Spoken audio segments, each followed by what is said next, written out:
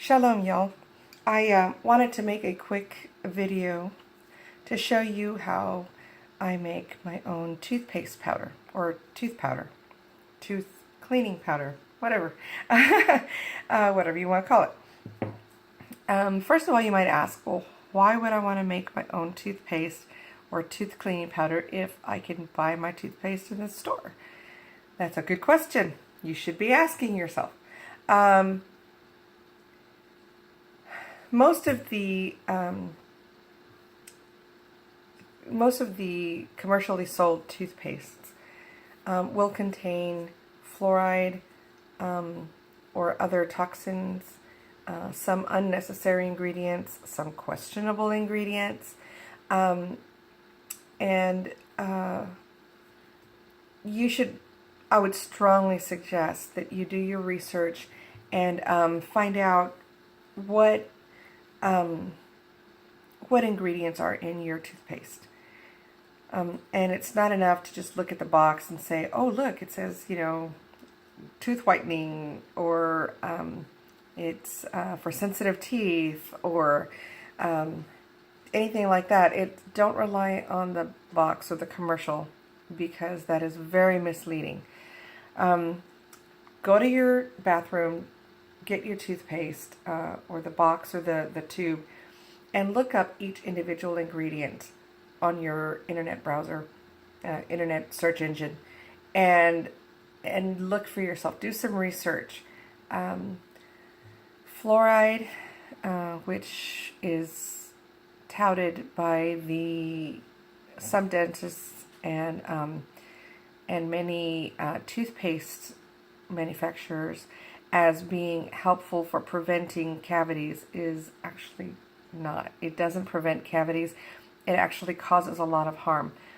Fluoride is a heavy toxin, and we should not be purposefully consuming it or using it in our mouths, or even drinking it in our water. A lot of municipalities add fluoride to their water. Some are starting to do research and realize that that's not a healthy thing for their communities, and so they've stopped adding fluoride to the water. And I'm thankful we are not on city water. We get our water from our well, and so it doesn't have that added fluoride or chlorine or anything like that. So I'm glad for that. But anyway, toothpaste you don't need fluoride in it. Do your research. Like I said, take your tube of toothpaste or your box and do research. Type in each individual ingredient into your search engine and find out what exactly you're putting into your body. Because anything you put in or on your body gets absorbed quickly. And even if you're scrubbing with it for a few minutes and then spit it out, your mouth, your body absorbs these ingredients. And anyway, I did my research and I decided I was going to go natural with it. I am not going to put that in my body or my family's. So I've been making my own toothpaste for the last about almost 2 years. My 15-year-old son, we know how picky teenagers can be, but my 15-year-old son also, he likes for me to make his toothpaste. He doesn't want to use the commercial toothpaste either. So for he and I both, we use the natural stuff. So how do you do it? How do you make it? It's real easy. You'll just need a few simple ingredients. You'll need some baking soda. I use Arm & Hammer. There are some other brands as well. I get this huge bag at Costco because I use baking soda so much for all sorts of things, for cleaning and to settle your upset stomach, things like that. I use baking soda for a lot. And So I get the big bag. So you'll need that. You'll need a trusted brand of activated charcoal. You can find this at any, drop that. You can find that at any pharmacy or the pharmaceutical department in like Walmart, Target, your grocery store down the health food aisle. You can find it at any health food store. So all you need is activated charcoal. And then an essential oil. I like peppermint, and you could use spearmint. Spearmint has a slightly sweeter, milder, minty taste to it, but I like the peppermint. And I prefer Young Living brand. That's what this is here. Young Living essential oils. If you have access to Young Living, I would suggest that you use that. It's a good, trusted, high quality essential oil. You can be sure that it's pure. If you don't have access to Young Living and you would like to get some, let me know. I can put you in contact with how to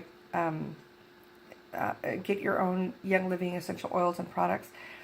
But if not, then I would strongly suggest you do some research and find a high quality brand of oil, essential oil, that you can trust.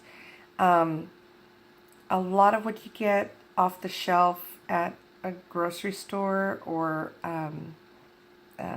store like Walmart or Target, I would not trust those essential oils, especially if you're going to take them internally or use them in your mouth.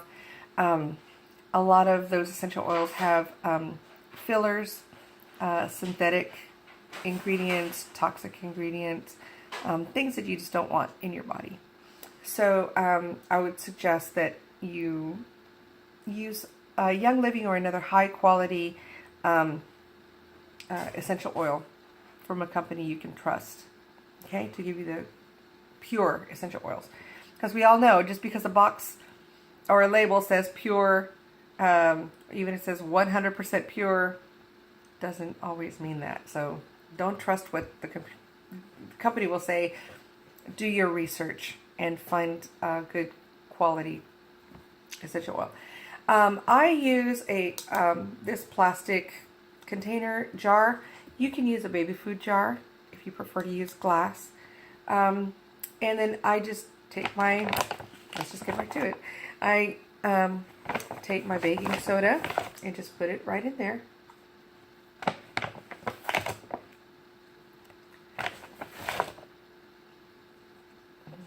Oops, almost dropped that in. Don't do that. And this is a fairly big jar. This jar might last me several months. Maybe, let me see. This smaller jar might last me about 2 months or so. So this bigger size jar might last me about 6 months, 4 to 6 months. So then I take the baking soda in the jar and I add a few drops of my essential oil. This is peppermint. Let's see, 1, 2, 3, 4. I spread it around. 6, 7, 8, 9, 10, 11, 12. And then shake it up real good. Give it a good shake to distribute the essential oils. And then, it smells so good. I'll add a few more drops because I like peppermint. If you don't want it too strong, you don't have to add quite as many. To this size jar, I might add about 20 or 25 drops of essential oil. And you don't have to use peppermint. My son recently asked me to use wintergreen in his. He's my 15-year-old. And you can use orange essential oil. If you have sensitive teeth, you might consider using clove or thieves, which is a blend exclusive to Young Living. And the thieves and clove, they have they use essential oils from the clove or cinnamon that are, clove especially is, what do you call it, that analgesic. So it's a natural analgesic. It helps to relieve pain and inflammation. If your teeth are sensitive to cold or heat, or if your gums just hurt or are sensitive, then thieves or clove essential oil might be a good one to make your tooth powder with. Excuse me. If not, you can try something citrusy like lemon or orange. But I like peppermint. And like I said, spearmint is kind of like peppermint. It's a little milder. A milder mint, and it has like a little slightly sweet taste to it. Now, the baking soda, it naturally has a kind of salty taste. So, but it's real quick, very easy to get used to. Didn't take long for me at all to get used to it. Anyway, so if you want to add a little bit of whitening power to your tooth cleaning powder, I would take a capsule of activated charcoal, and you could get these again at any pharmacy, natural food store, or pharmaceutical department, health food aisle in your grocery store, and just twist open the capsule and drop that in there. Activated charcoal, see, get the empty capsule. Activated charcoal helps to absorb any toxins that might, or germs that might be in your mouth. Helps to absorb them, adsorb, not absorb, as you're brushing your teeth and swishing around. But also, the charcoal is known for its whitening action. So again, put your lid back on and shake to distribute the charcoal in there, and you can see it turns your white baking soda into a gray color. Get that well distributed all the way around. To this size jar, I might use the 1 capsule, or if you'd rather try 2, you can put a second one in there. Gotta twist that capsule. There we go. Get that out. Just empty the capsule out into your jar. I'm going to wrap this up. It's already at 13 minutes. See, empty that out. And then put your lid back on. Make sure it's good and tight before you start shaking. You don't want charcoal all over the place. It'll turn your fingers black. I don't know if you can see that.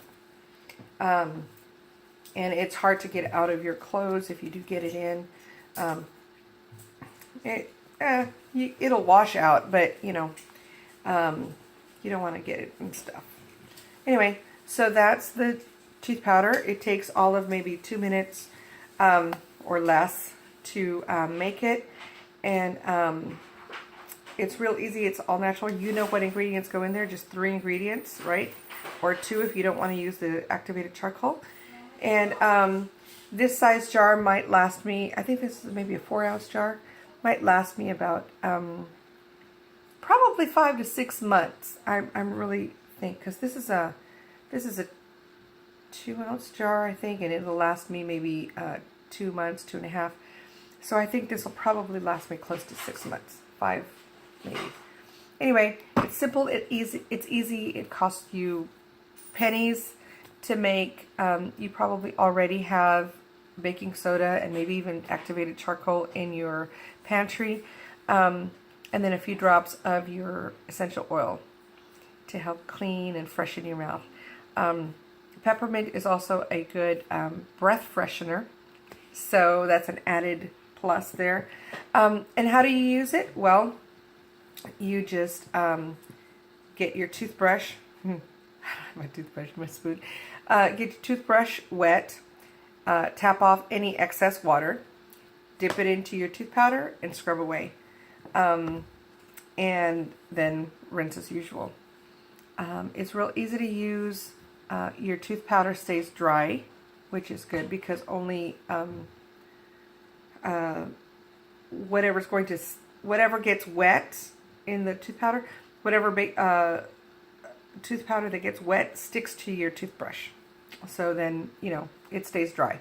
I've been using this method for, I'd say, almost 2 years, more than a year and a half. So almost 2 years. My teeth are fairly white.